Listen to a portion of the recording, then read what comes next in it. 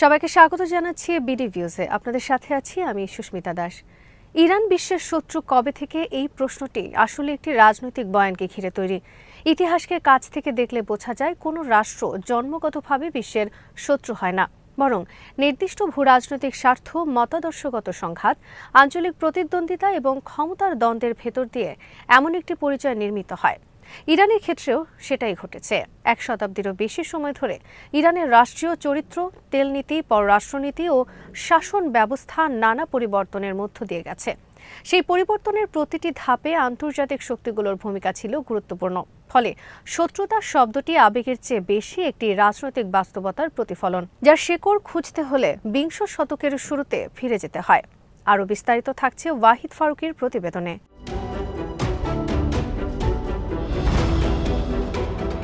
1925 সালে রেজা শাহ পাহলভি কাজার রাজবংশকে সরিয়ে ক্ষমতায় আসেন। তার উত্থানে ব্রিটিশ স্বার্থের প্রভাব ছিল এমন অভিযোগ রয়েছে। তবে ক্ষমতায় এসে তিনি দ্রুতই একটি কেন্দ্রীয়কৃত আধুনিক রাষ্ট্র গঠনের উদ্যোগ নেন। 1933 সালে তিনি অ্যাংলো ইরানিয়ান অয়েল কোম্পানির সঙ্গে তেল চুক্তি সংশোধন করেন, যাতে ইরানের অংশ বাড়ে। এতে ব্রিটিশ স্বার্থে ধাক্কা লাগে। দ্বিতীয় বিশ্বযুদ্ধের সময় ইরান আনুষ্ঠানিকভাবে নিরপেক্ষ থাকলেও জার্মান প্রকৌশলীদের উপস্থিতি নিয়ে ব্রিটেন ও সোভিয়েত ইউনিয়নের সন্দেহ বাড়ে। 1941 সালে ব্রিটেন ও সোভিয়েত বাহিনী যৌথভাবে ইরান আক্রমণ করে রেজা শাহকে সিংহাসন ছাড়তে বাধ্য করে এবং তার ছেলে মোহাম্মদ রেজা পাহলভি ক্ষমতায় বসেন।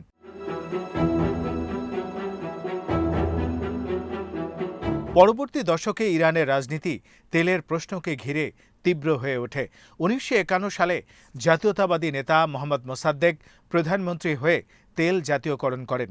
ব্রিটেন ও যুক্তরাষ্ট্র এটিকে তাদের কৌশলগত ও অর্থনৈতিক স্বার্থের বিরুদ্ধে দেখেছিল। 1953 সালে সিআইএ ও ব্রিটিশ MI6 এর সহায়তায় অপারেশন অ্যাজাক্স নামে পরিচিত এক অভ্যুত্থানে মোসাদ্দেককে ক্ষমতাচ্যুত করা হয়। এরপর শাহের কর্তৃত্ব আরও বেড়ে যায়। এই ঘটনাকে ইরানের বহু নাগরিক বিদেশি হস্তক্ষেপ হিসেবে দেখেন, যা পরবর্তী প্রজন্মের রাজনৈতিক চেতনায় গভীর প্রভাব ফেলে।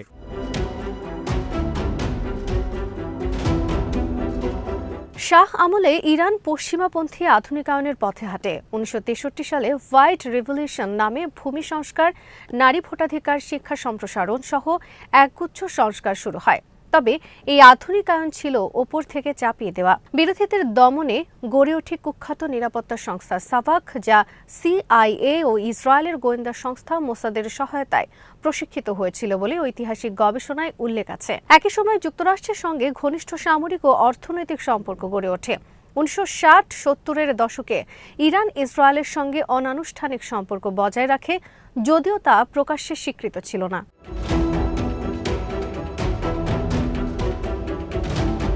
এই প্রেক্ষাপটে ধর্মীয় নেতা রুহুল্লাহ খামেনি শাহের নীতির কড়া সমালোচনা করেন। 1964 সালে তাকে নির্বাসনে পাঠানো হয়। দীর্ঘ নির্বাসনের পর 1978 থেকে 1979 সালে অর্থনৈতিক সংকট, রাজনৈতিক দমন-পীড়ন ও সামাজিক অসন্তোষের প্রেক্ষাপটে বিপ্লব শুরু হয়। 1979 সালের ফেব্রুয়ারিতে শাহ দেশ ত্যাগ করেন এবং ইসলামী বিপ্লব সফল হয়। গণভোটে ইসলামী প্রজাতন্ত্র প্রতিষ্ঠিত হয়। ইরান একটি রাজতান্ত্রিক পশ্চিমাপন্থী রাষ্ট্র থেকে ধর্মতান্ত্রিক প্রজাতন্ত্রে রূপ নেয়।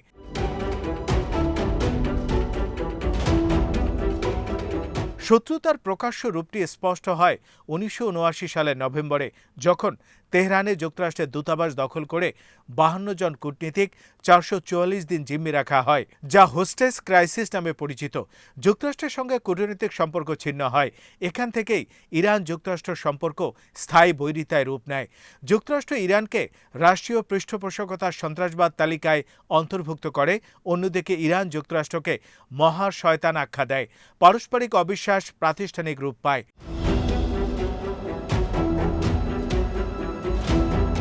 1980 সালে সাদ্দাম হুসেন ইরান আক্রমণ করলে 8 বছরব্যাপী ইরান ইরাক যুদ্ধ শুরু হয়। উপসাগরীয় কয়েকটি আরব রাষ্ট্র ইরাককে অর্থ সহায়তা দেয়। পশ্চিমা শক্তিগুলো বিভিন্নভাবে ইরাককে সমর্থন করে। এই যুদ্ধ ইরানের নিরাপত্তা মনস্তত্ত্বকে গভীরভাবে প্রভাবিত করে। বিপ্লবোত্তর ইরান নিজেকে চারদিক থেকে শত্রু বেষ্টিত মনে করতে শুরু করে এবং প্রতিরোধ অক্ষ গড়ে তোলার কৌশল নেয়, যার অংশ হিসেবে লেবাননে হিজবুল্লাহর উত্থান, ফিলিস্তিনে হামাসের প্রতি সমর্থন, ইয়েমেনে হুথিদের সঙ্গে সম্পর্ক ইত্যাদি গড়ে ওঠে। ইরান যুক্তি দেয় এগুলো আঞ্চলিক প্রতিরোধের অংশ। যুক্তরাষ্ট্র ও ইসরায়েল এগুলোকে অস্থিতিশীলতা সৃষ্টিকারী প্রক্সি নেটওয়ার্ক বলে।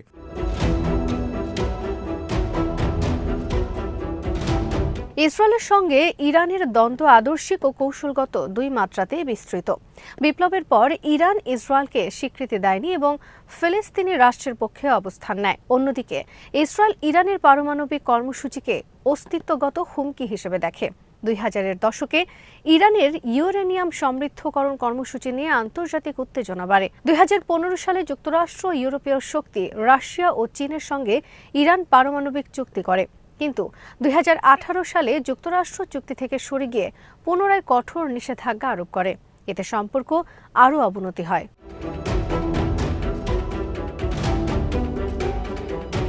গ্রেটার ইসরায়েল ধারণা বা মধ্যপ্রাচ্যে একচ্ছত্র আধিপত্যের তত্ত্ব নিয়ে নানা রাজনৈতিক বক্তব্য আছে।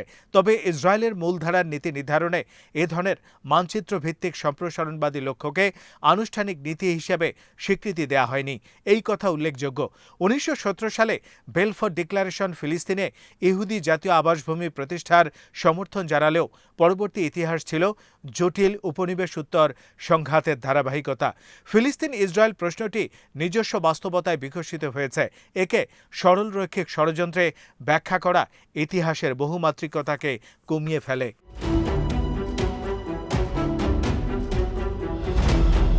তবে ইরান বিশ্বের শত্রু হলো কবে? বাস্তবে 1979 সালের বিপ্লবের পর থেকেই পশ্চিমা বিশ্ব, বিশেষত যুক্তরাষ্ট্রের সঙ্গে তার সম্পর্ক বৈরিতায় রূপ নেয়।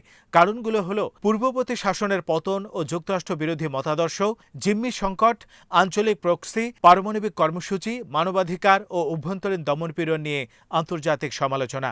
একই সঙ্গে ইরান নিজেও পশ্চিমা হস্তক্ষেপের ইতিহাসকে সামনে রেখে প্রতিরোধমূলক রাষ্ট্রীয় পরিচয় নির্মাণ করেছে।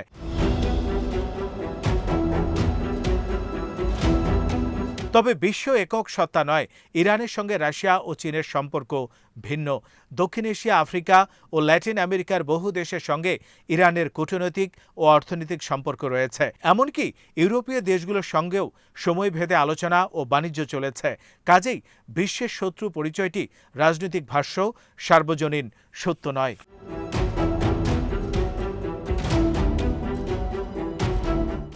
সংক্ষেপে বলা যায়, ইরানকে শত্রু হিসেবে চিহ্নিত করার প্রক্রিয়া শুরু হয় মূলত 1979 সালের পর, যখন দেশটি পশ্চিমপন্থী রাজতন্ত্র থেকে যুক্তরাষ্ট্র বিরোধী ইসলামী প্রজাতন্ত্রে রূপান্তরিত হয় এবং আঞ্চলিক শক্তির ভারসাম্যের নতুন চ্যালেঞ্জ ছুড়ে দেয়। এর পেছনে আছে তেল রাজনীতি, শীতল যুদ্ধের উত্তরাধিকার, আঞ্চলিক নিরাপত্তার সংকট, ইসরায়েল ফিলিস্তিন দ্বন্দ্ব এবং পারমাণবিক প্রশ্ন।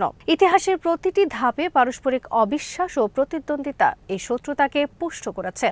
তাই ইরান কবে থেকে বিশ্বের শত্রু, তার চেয়ে গুরুত্বপূর্ণ প্রশ্ন হলো কোন প্রেক্ষাপটে এবং কার দৃষ্টিকোণ থেকে তাকে শত্রু বলা হচ্ছে। আজ এখানেই শেষ করছি। সবাই ভালো থাকুন, সুস্থ থাকুন আর দেখতে থাকুন বিডি ভিউজ। চ্যানেলটি ভালো লাগলে সাবস্ক্রাইব করুন, সংযুক্ত থাকুন আমাদের ফেসবুক পেজে।